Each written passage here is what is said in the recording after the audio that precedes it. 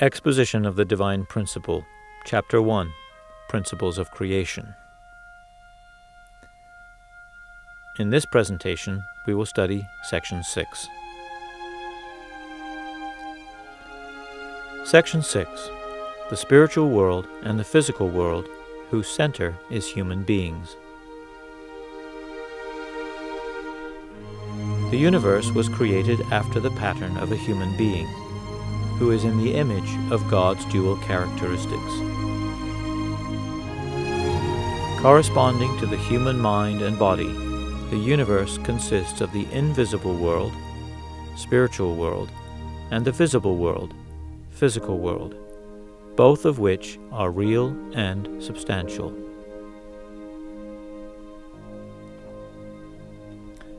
The invisible world is so called because we cannot perceive it through our 5 physical senses.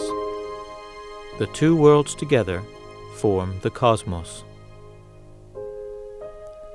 The spiritual world is in the position of subject partner, and the physical world, object partner.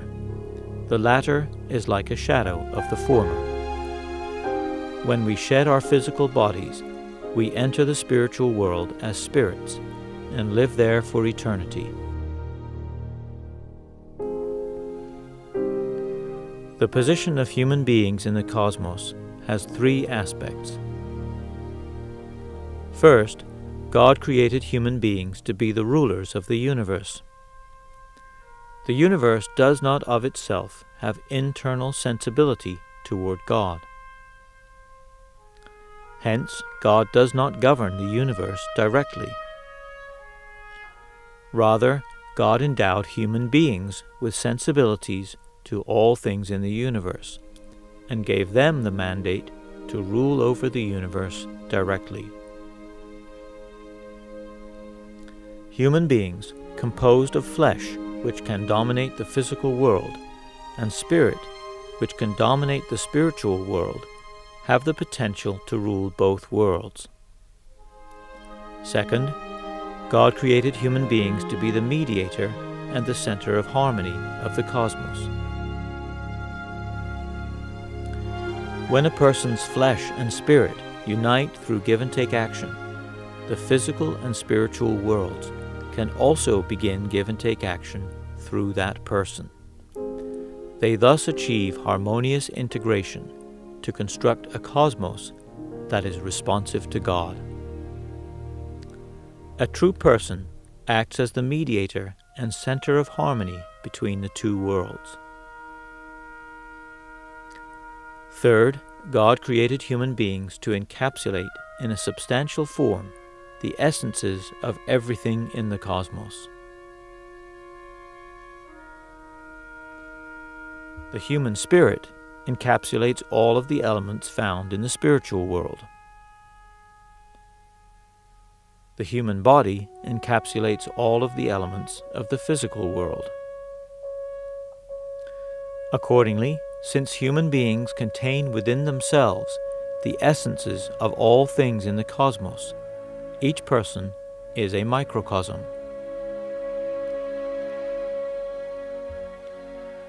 The physical self consists of the dual characteristics of the physical mind, subject partner, and the physical body, object partner. The physical mind directs the physical body to maintain the functions necessary for its survival, protection, and reproduction. For the physical self to grow in good health, it must absorb air and sunlight, which are intangible yang types of nourishment, and eat food and drink water, which are tangible yin types of nourishment. Our spirit self is a substantial yet invisible reality, which can be apprehended only through the spiritual senses. It is the subject partner to our physical self. Our spirit can communicate directly with God, and is meant to govern the spiritual world, including the angels. In appearance, our spirit self matches our physical self, After we shed the physical self, we enter the spiritual world and live there for eternity.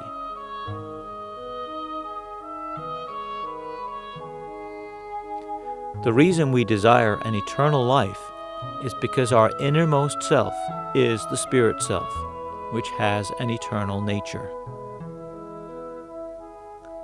Our spirit self consists of the dual characteristics of the spirit mind, subject partner, and spirit body, object partner. The spirit mind is the center of the spirit self, and it is where God dwells. The spirit grows through give and take action between two types of nourishment. Life elements from God, yang type, and the vitality elements from the physical self, yin type. The spirit self also returns an element to the physical self, which we call the living spirit element.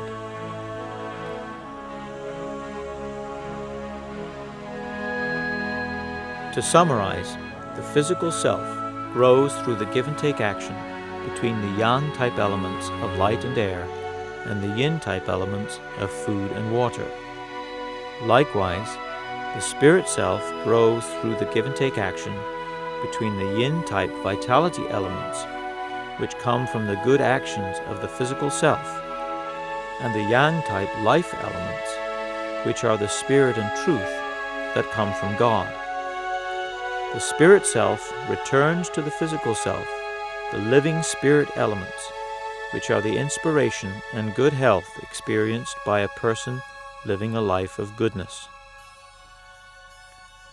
The spirit can grow only while it abides in the flesh. Thus, the relationship between the physical self and the spirit self is similar to that between a tree and its fruit.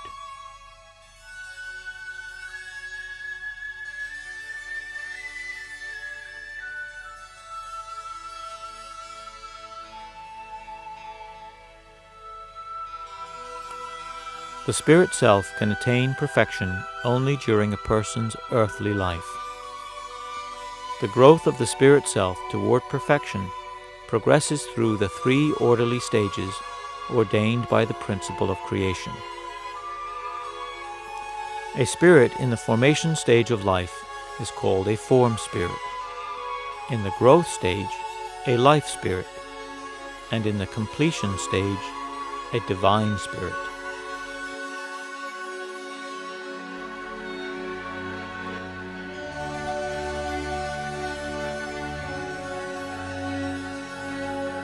A person fully matures as a divine spirit when the spirit self and physical self unite through perfect give and take action centered on God and form the four-position foundation. A divine spirit can accurately feel and perceive every reality in the spiritual world.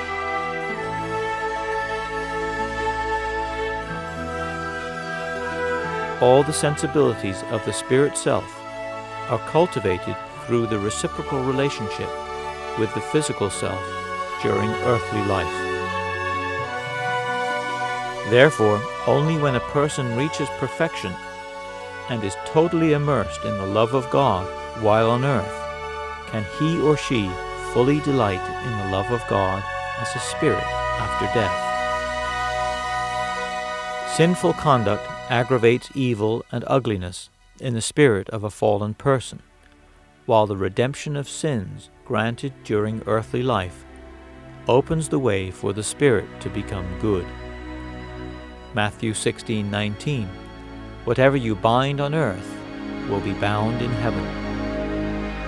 It is not God who decides whether a person's spirit enters heaven or hell upon his death. It is decided by the Spirit himself.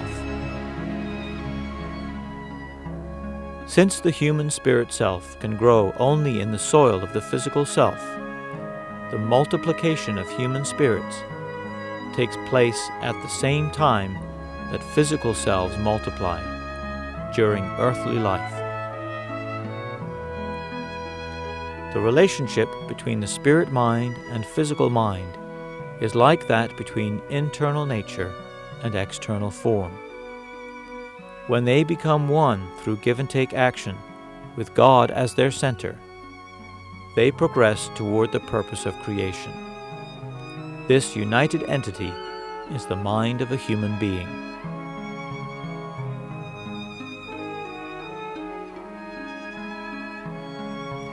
The conscience is that faculty of the human mind which, by virtue of its inborn nature, always directs us towards what we think is good. However, due to the fall, human beings have become ignorant of God, and thus ignorant of the absolute standard of goodness. Hence, a person's conscience may pursue goodness according to an improper standard set up in ignorance.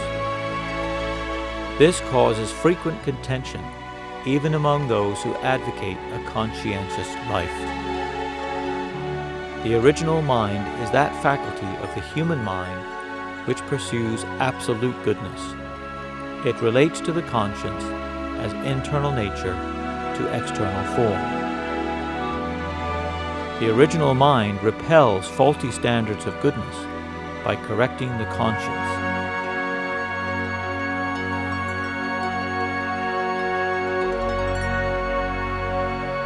As long as our spirit mind and physical mind are under the bondage of Satan, the functioning entity they form through their give-and-take action is called the evil mind. The evil mind continually drives people to do evil. End of section 6.